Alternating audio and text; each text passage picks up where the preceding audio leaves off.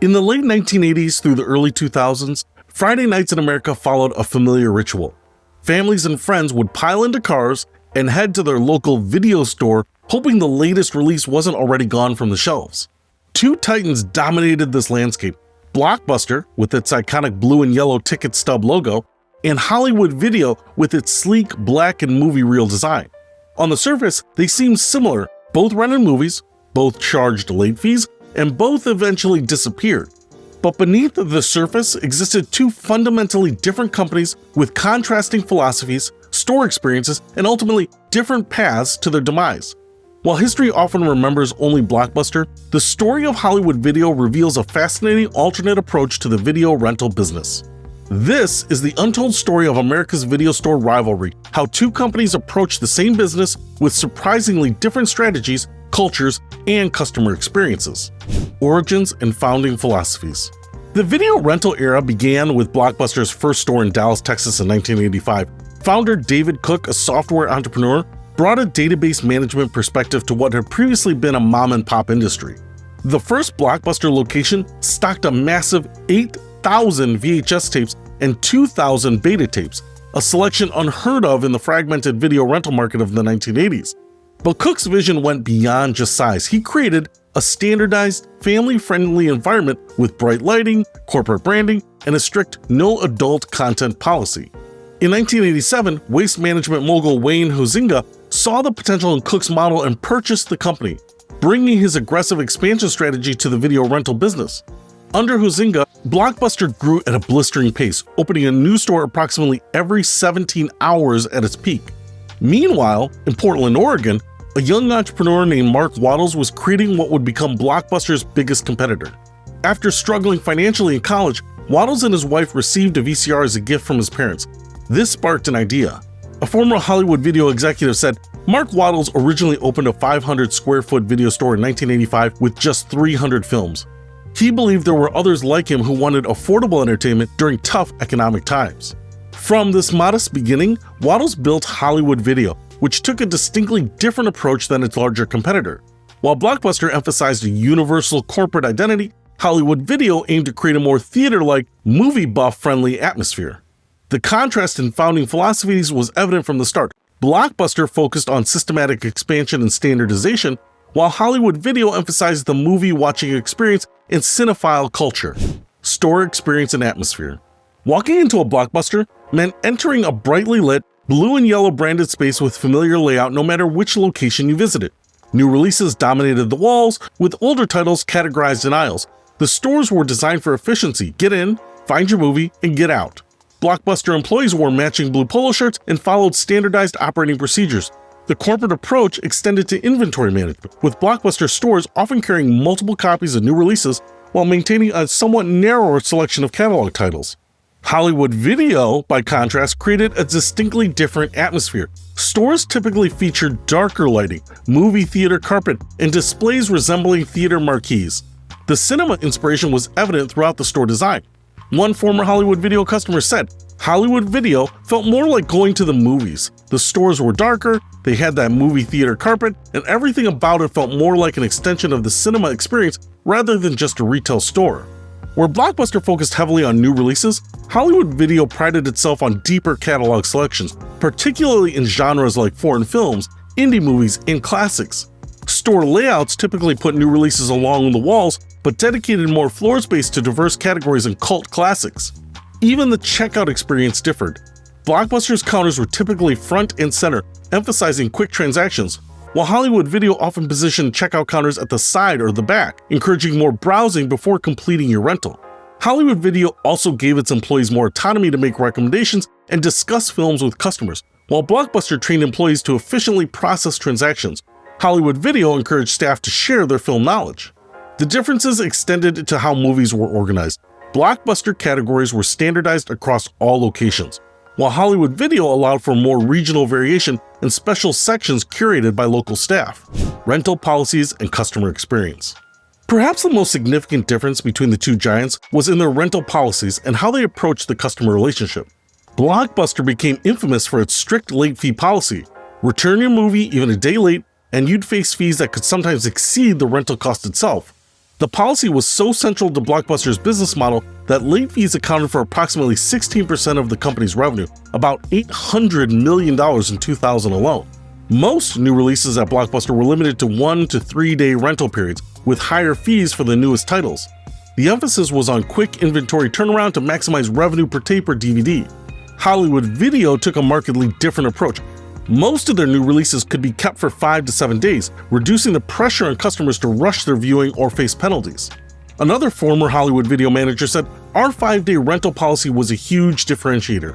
We knew people were busy, and watching a movie shouldn't feel like a stressful deadline. It built goodwill with customers who appreciated the flexibility."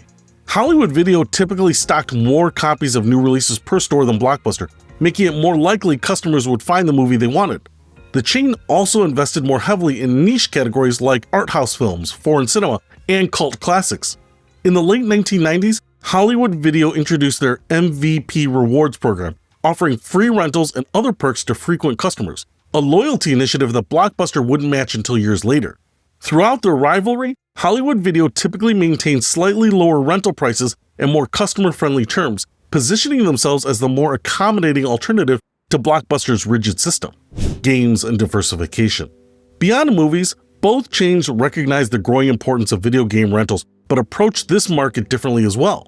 Blockbuster typically integrated game rentals within its existing stores, allocating a section for Nintendo, Sega, PlayStation, and other platforms. The game selection was usually solid but not exceptional, treated as a supplementary offering to the primary movie rental business. Hollywood Video took a bolder approach by creating Game Crazy, a dedicated section or even a store within a store concept focused exclusively on games. These areas featured distinctive branding, specialized staff with gaming knowledge, and eventually expanded to buying, selling, and trading games and equipment. One former Game Crazy employee said, "Game Crazy wasn't just an afterthought. It was a genuine gaming destination. We had dedicated staff who knew games inside and out, demo stations, and an inventory that rivaled dedicated game stores." Many Game Crazy locations even hosted tournaments and community events, created a social hub for gamers that Blockbuster's more transactional approach never matched. Hollywood Video also diversified more aggressively into movie memorabilia, popcorn and snacks, and entertainment merchandise, creating additional revenue streams beyond just rentals. By the early 2000s, Game Crazy had become a significant competitive advantage for Hollywood Video, attracting a loyal gaming demographic and establishing the chain as more than just a movie rental destination. Corporate cultures and expansion. The contrasting approaches extended to how each company managed its growth in corporate culture. Under Wayne Huizenga, Blockbuster expanded at a breathtaking pace, growing from 19 stores in 1987 to over 3,700 stores by 1994. The strategy focused on market domination, opening stores in prime locations before competitors could even establish themselves, and acquiring regional chains to eliminate the competition. Blockbuster's corporate structure was highly centralized, with store managers having limited autonomy. Everything from the layout to inventory to staff uniforms was standardized across the chain. This created consistency, but sometimes limited the ability to adapt to local markets. Hollywood Video, under Mark Waddell's leadership, took a more measured approach to expansion, growing strategically while maintaining a distinctive corporate culture. The company cultivated a more entrepreneurial environment, giving store managers greater flexibility in inventory selection, staffing, and community engagement. This created stronger connections to local communities but made maintaining brand consistency more challenging. One former Hollywood Video regional manager said, "There was this West Coast, almost startup mentality even as the company grew.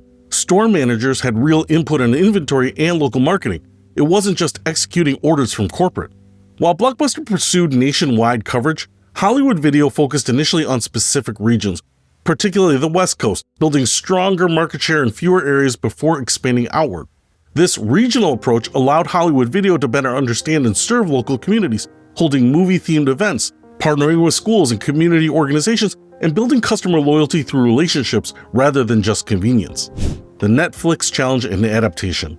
In 1997, a new competitor emerged that would eventually render both video store chains obsolete: Netflix.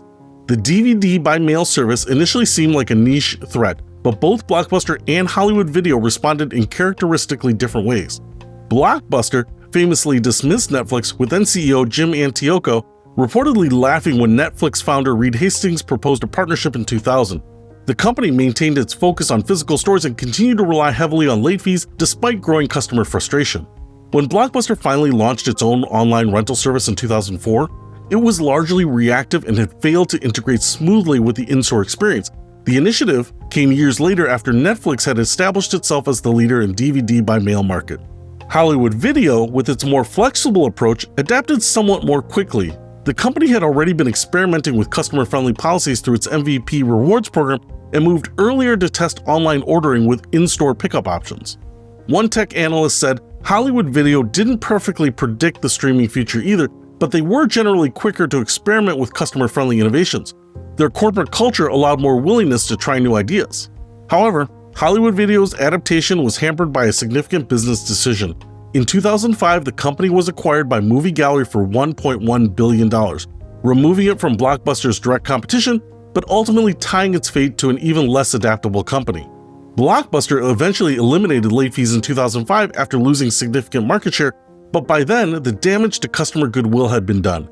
The company had built its business model around penalties that customers had come to resent, and the pivot came too late. The ultimate fate. Despite their differences, both video rental giants ultimately met similar fates.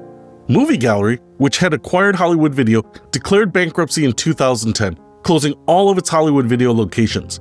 The company had taken on too much debt in the acquisition and failed to successfully transition to the digital era. Blockbuster followed a similar path, declaring bankruptcy in 2010 after a series of failed reinvention attempts. Today, no Blockbuster stores remain, with the final one in Bend, Oregon just recently closing. While both chains disappeared, their contrasting approaches offer valuable business lessons. Blockbuster's emphasis on standardization and strict policies created a recognizable brand, but fostered customer resentment and corporate inflexibility. Hollywood Video's more adaptive, customer-friendly approach built stronger loyalty, but couldn't overcome the fundamental shifts in how people consumed entertainment.